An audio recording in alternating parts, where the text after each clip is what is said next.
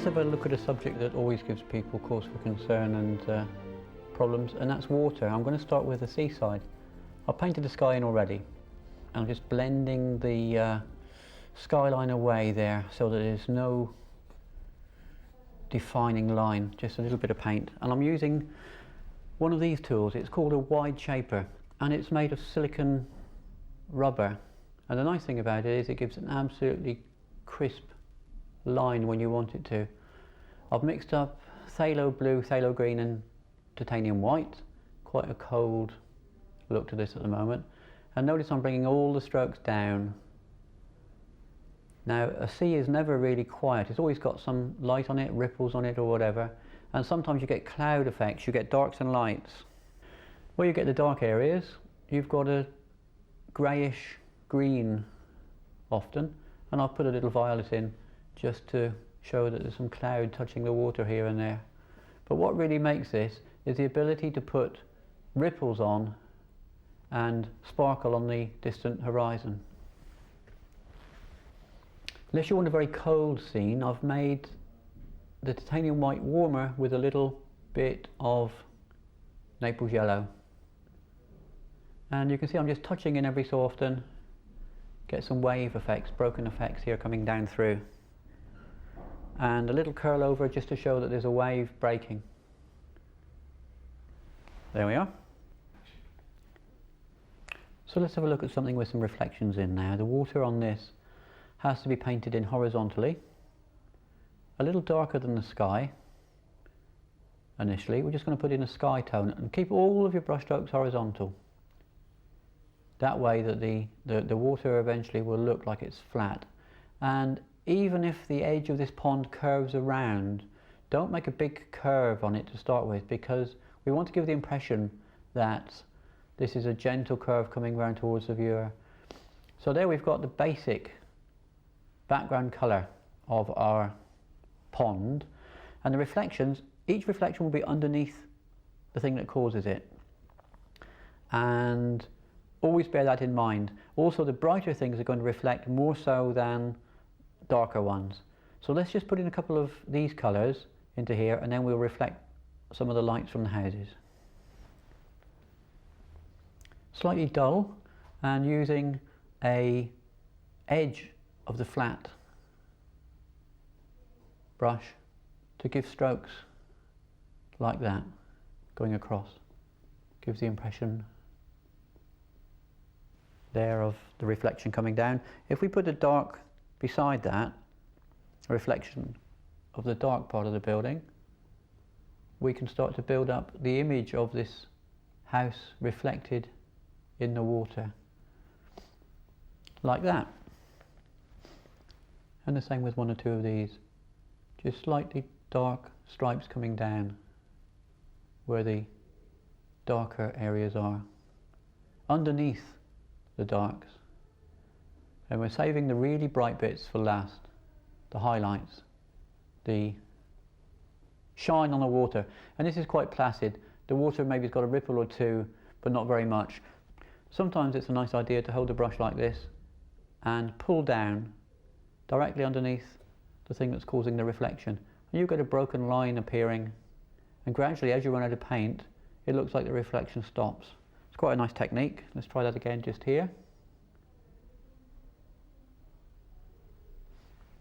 And maybe a couple of little areas of orange where some of the roof might just be being reflected.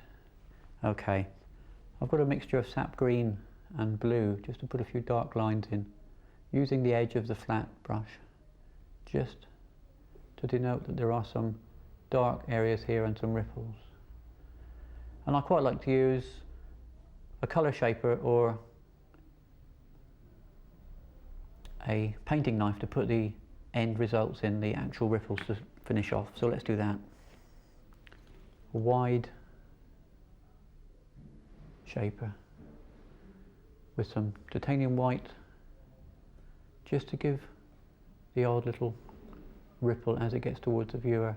And I can use the corner of it to scrape horizontally. Be very careful that they are horizontal scrapes you make, just to show, cut back towards the background colour to show the odd ripple coming through. There we are.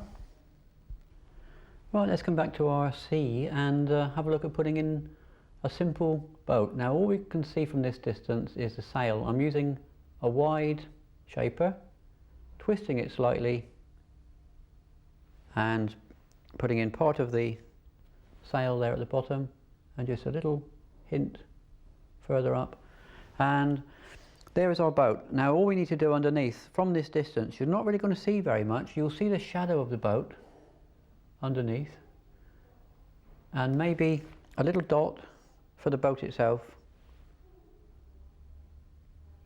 somewhere like that, and that will tell the viewer of your painting that that's a boat tacking across into the wind.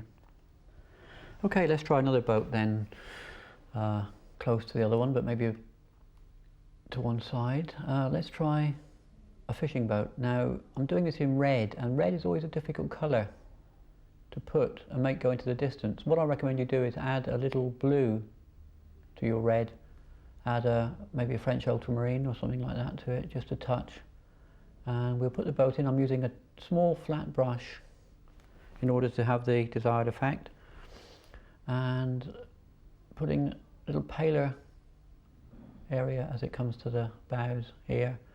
We're going to put the cabin in. That can be in an off-white. Just one little stroke is all we need really, at the stern, maybe there, just to show the cabin.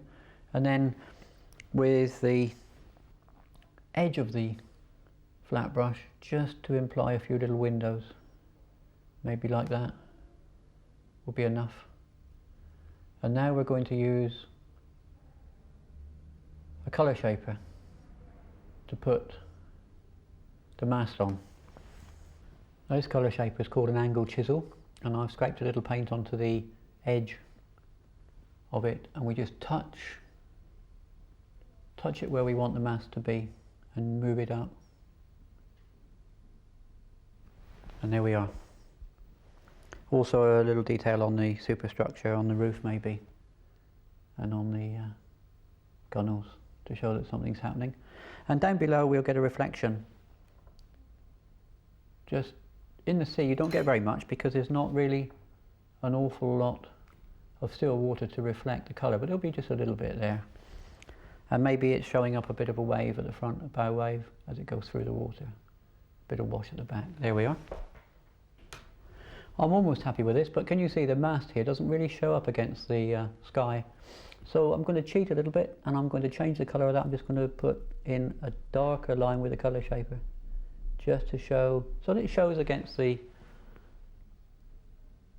sky there more easily, and maybe just a little dark line of wave at the back. There, that's better.